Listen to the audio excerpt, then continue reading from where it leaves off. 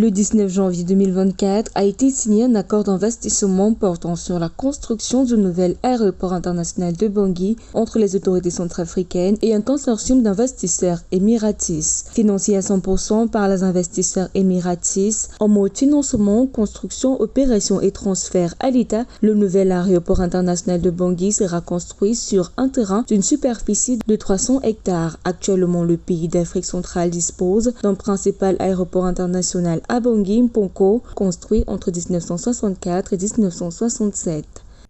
Donc, évidemment, un tel accord va permettre de désenclaver ce pays d'Afrique centrale qui, pendant longtemps, comptait sur son voisin camerounais en termes d'importation ou en termes d'exportation pour pouvoir écouler ses biens et services.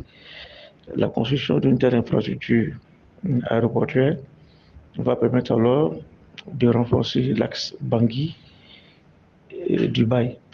Avec une provision d'investissement de 200 millions de dollars américains, la construction du nouvel aéroport international centrafricain devra s'étendre sur une période de 2 ans. Outre la construction de cet aéroport, plus de 120 milliards de francs CFA seront également mis à disposition pour livrer 6 pistes, un terminal passager, un autre pour le fret, des entrepôts de stockage, des immeubles de bureaux et d'administration, un centre commercial et des hôtels 5 étoiles. En Afrique centrale, en dehors du Cameroun et le Gabon, et peut-être la Guinée équatoriale, la Centrafrique n'a jamais été considérée comme étant un terrain privilégié et stratégique en dehors de ses ressources minières en tant que tel. De tels investissements aujourd'hui pourront accélérer les programmes de développement dans ce pays d'Afrique centrale.